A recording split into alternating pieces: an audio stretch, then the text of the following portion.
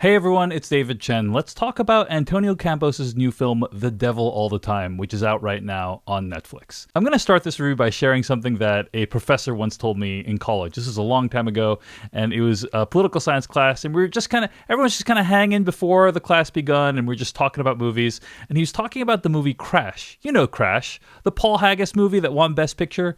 And he was saying how he didn't really like Crash that much, because one of the things that Crash does is it shows people doing things that are really, really good, and then it shows them doing things that are really, really evil. And it's like complexity, like it mistakes like extreme good and extreme evil for complexity. And that always stuck with me because I think that it can be a really easy crutch to fall back on, is like, rather than writing complex characters or depicting complex characters, you just show people doing something really good or really evil. And I feel like that's something that happened in this movie, The Devil All the Time, except most of the characters don't even do anything good.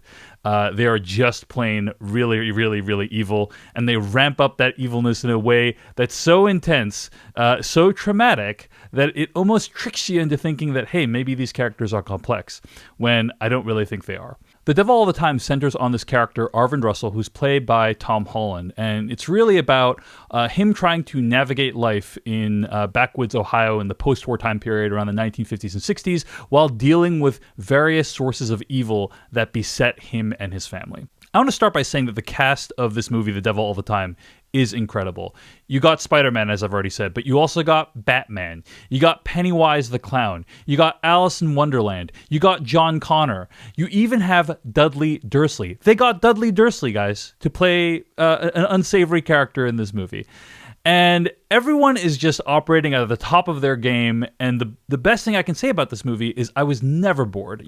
Just overall, the filmmaking style, the atmosphere, the cinematography, everything just feels really well done. And I don't necessarily regret watching the movie. But what I'm not really such a fan of about this movie is it is just so over the top. It's trying to make big, sweeping points about how sins of the father are passed on to the son. Generational trauma just gets passed down through the line. How people use religion as a cudgel to subjugate those who are less powerful. It's super, super ambitious. And again, I'll always take a more ambitious film over a less ambitious film, so I can't fault it for that. But at the end of the day, I think its reach exceeds its grasp a little bit. And it's primarily because, again, everything is just so over the top with characters doing terrible, terrible things to each other, to the point where it felt almost laughable. Like anytime someone was on screen, I felt like, oh, that guy is a rapist or a murderer or something like that.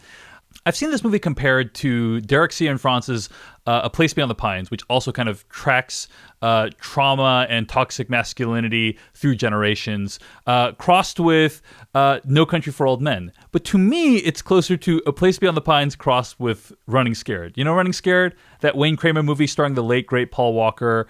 That movie was ridiculous, over the top. I'm a huge fan of it, but it's just like, by the end, the situations these characters are in are so outlandish for both that movie and this movie that I really couldn't take it too seriously. And that to me is ultimately the problem with The Devil All the Time, is that there are no shades of gray here. Most of these people are just extremely, extremely irredeemably evil. There is no nuance. And that issue is also unfortunately hammered home by the voiceover, which is done by the author of the novel on which this movie is based, Donald Ray Pollock.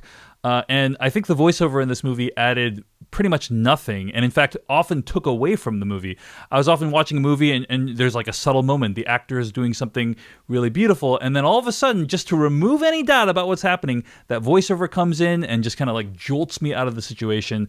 This is one of those situations where like the voiceover was completely unnecessary. That said, Donald Ray Pollock has a really, really pleasing voice, and it's nice I want to hear him like read me a bedtime story. This guy's voice is amazing, and I think he's probably a very talented writer as well, but what was in this movie in terms of a voiceover didn't really work for me. The thing that's most disappointing to me about this movie is that it had the potential to be such a more interesting exploration about religion and power. There's obviously a long history in this country, going back all the way to the days of slavery, in which people have used religion as a means of justifying their ways, no matter how evil they might be. We're currently living in a very interesting time when it comes to evangelical Christianity and religion. There was this article in The Atlantic called "The Cost of Evangelical Betrayal" by Peter Wehner. And it talks about how, obviously, evangelical Christians overwhelmingly support Donald Trump. And it kind of presents this interesting question of, like, why do evangelical Christians support Donald Trump? This is a guy who obviously has been accused of many terrible things. He's been married multiple times. Many people have negative things to say about his character. So why do evangelicals commit to Trump? And one of the answers is that the ends justifies the means, theoretically, for evangelical Christians. But the question this article in The Atlantic poses is, what was the cost of this commitment? And I'll just read a little bit from this article. He says, quote, "Most of the evangelical movement in aligning itself with Donald Trump has shown itself to be graceless and joyless, seized by fear, hypocritical, censorious, and filled with grievances. That is not true of all evangelicals, of course, and it's not true of all evangelicals who are Trump supporters, but it's true of enough of them, and certainly of the political leadership of the white evangelical movement, to have done deep injury to their public witness. I know this firsthand from pastors around the country who have talked about the catastrophic effects of the unholy alliance between evangelicals and Donald Trump.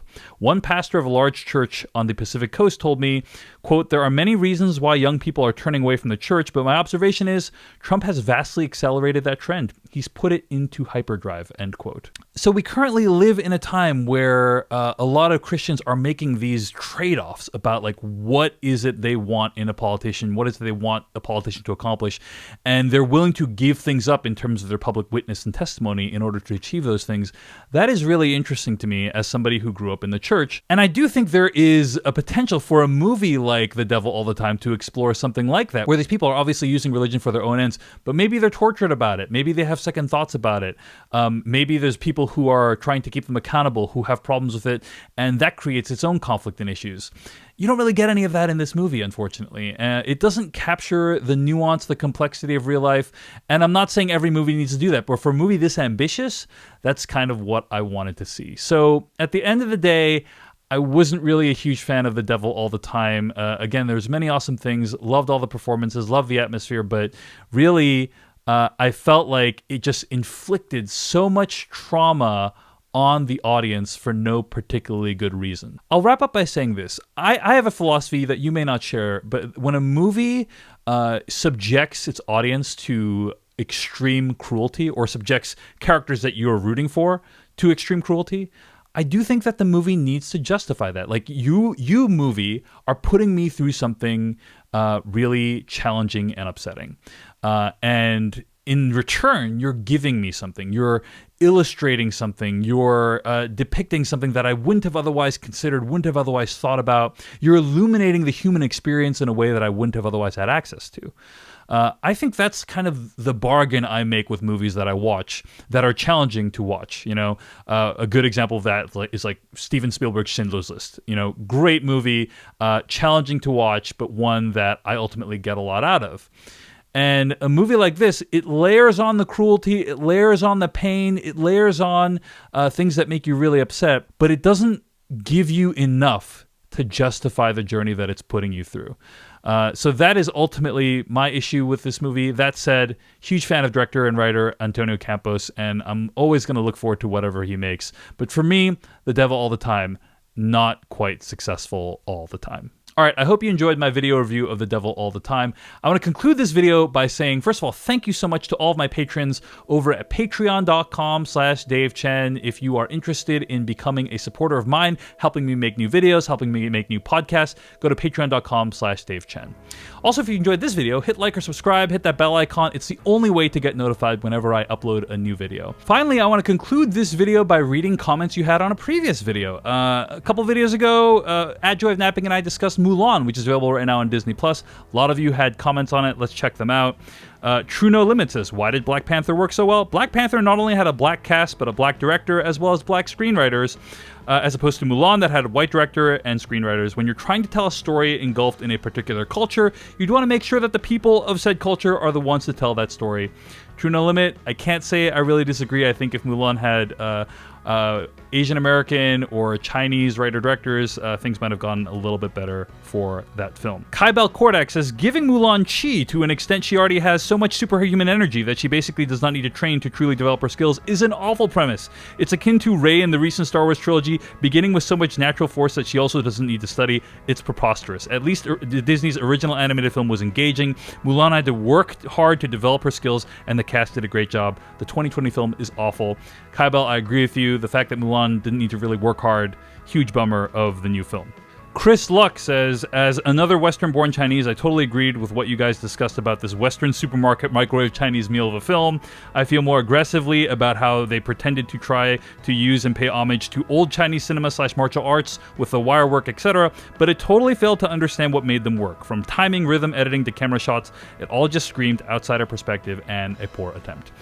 I think that my opinion of Mulan has declined even since I watched the movie. I think I was so excited to just see a big blockbuster, high-budget movie and to see Asian faces on the big screen. Like, that was really exciting to me. It was a great experience. But then, like, thinking back on it, you know, the movie is really no fun. You know, it's pretty boring and dour a lot of the time. So yeah, I have to say I agree with a lot of the negative comments on Mulan that you left on that video. Anyway, hope you have a chance to check out that video as well as all the others on this channel. I'll see you in the next one.